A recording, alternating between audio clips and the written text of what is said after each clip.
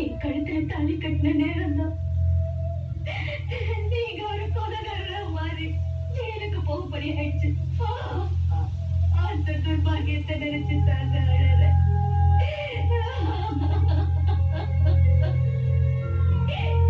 எந்த குறையும் கிடையாது. இதை விதியை நினைச்சு வாழ்றது தவிர வேற வழியில சொல்ல.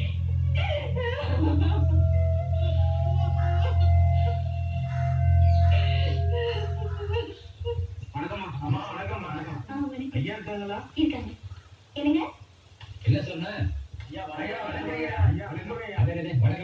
என்ன ஊர் இளைஞர்லாம் ஒண்ணு கூட வந்திருக்கீங்க? என்ன விசேஷம்? இந்த ஊருக்கே உங்களால ஐயா மரியாதை. இந்த ஊருக்கு மரியாதை இல்லை உங்களுக்கு. இந்த ஊரே சேர்ந்து மரியாதை பண்ணணும் ஆசைப்படுறேன் ஐயா. என்ன சொன்னா? இன்னைக்கு உங்க கையால சமைச்சது சாப்பிடணும்னு பார்த்தா தம்பிங்க கூப்பிடுறாங்க. இனிமே தினமும் என் கையால தானே சமைச்சு போட போறேன். அவங்க ஏதோ ஆசையா கூப்பிடுறாங்க. இன்னைக்கு ஒரு நாள் தானே, போயிட்டு வாங்க. அப்படிங்கிற? சரி வரப்போங்க.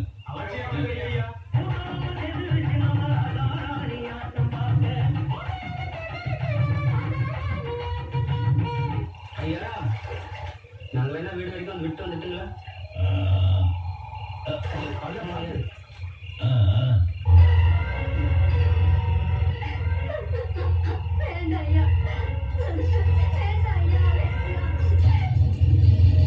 என்ன இல்லையா விஷயம்? கல்யாணமாமா நீங்க அதுக்கு நெருங்க சொந்தம் இல்ல, அதான் பணம் பார்க்க வைக்கிறேன்.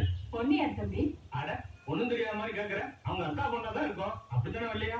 ஆமா அத்தை, அக்காவும் மச்சாவும் செத்ததால அக்காவோட மாமியார் தான் எல்லாத்தையும் பாத்துக்கிட்டாங்க. அவங்களுக்கும் வயசாகுது இல்ல, அதான் கல்யாணம் பண்ணிக்கிட்டு நான் காப்பாத்தலான்னு இருக்கேன். ஏன் இல்லையா? உங்க அக்காவுக்கு ஒரு பையன் இருந்தானே? அந்த பையனுக்கு வயசு 4ஆவது. கல்யாணம் முடிஞ்ச கையோட அவனையும் கூட கூட்டு வந்தான்னு பாக்குறேன். உயிரோடு இருக்கிறப்பவே 12 மாசம் அழுது போச்சுன்னு நினைக்கிற இந்த காலத்துல உங்க அக்கா குடும்பத்தை தான் குடும்பமா நினைக்கிறீங்க. உங்களுக்கு பெரிய மனசு தம்பி. கண்டிப்பா வந்துருங்க. ஆமா எனக்கு தண்டனை கொடுங்க. எனக்கு தண்டனை கொடுங்க. யாரும் தண்டனை கொடுங்க. எனக்கு தண்டனை கொடுங்க. எனக்கு தண்டனை கொடுங்க. எனக்கு தண்டனை கொடுங்க. மன்னிக்க முடியாத பாவத்தை நான் பண்ணி என்ன கொள்ளுறீங்கயா? என்ன கொள்ளுறீங்க? புதன்கிழமை காலையில 9 மணிக்கு காளையார் கோயில கல்யாணம். கண்டிப்பா வந்துருங்க. வந்துடலாம். ஐயா நீங்க கட்டிக்க போற பொண்ணு முத்தரவு சர்வ கட்டுத்தாரியா?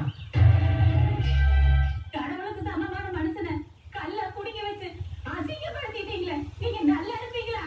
ஐயா உட்கார்ந்து தீர்ப்பு சொன்ன இந்த இடத்துல நாமெல்லாம் உட்கார்ந்து இருக்கிறது மனசுக்கு ரொம்ப வேதனையா இருக்கு. என்னையா பண்றது?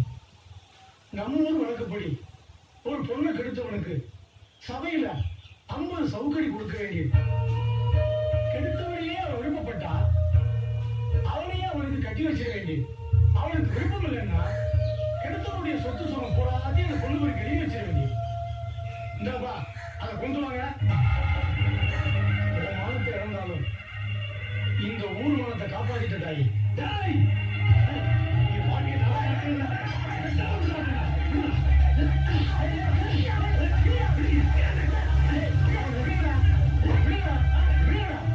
எங்க ஐயா இந்த நாட்டுக்காக தன் வாழ்க்கையே இழந்தவர்.